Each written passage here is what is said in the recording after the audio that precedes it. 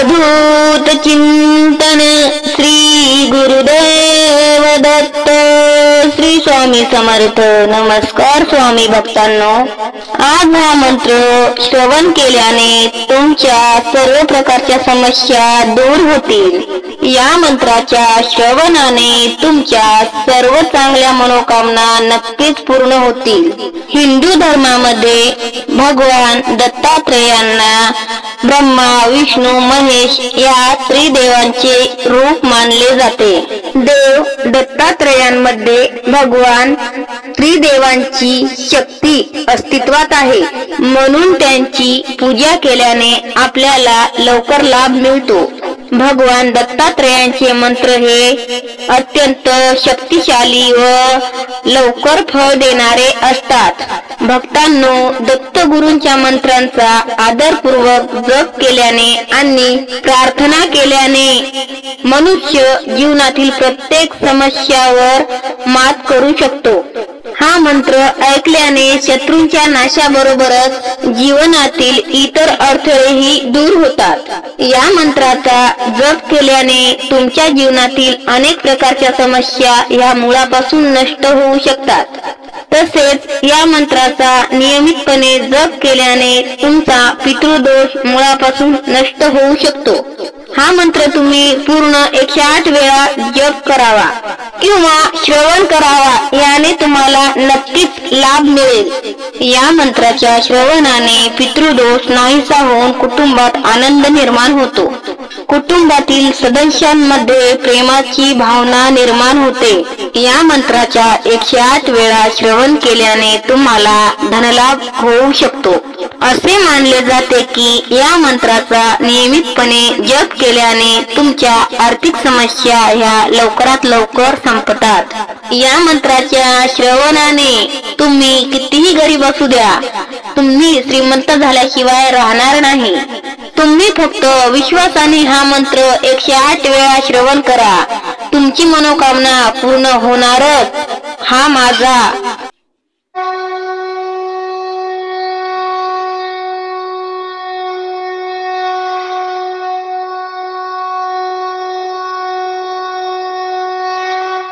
ओम नमो दत्तात्रेयाय संकटहरणाय स्वाहा।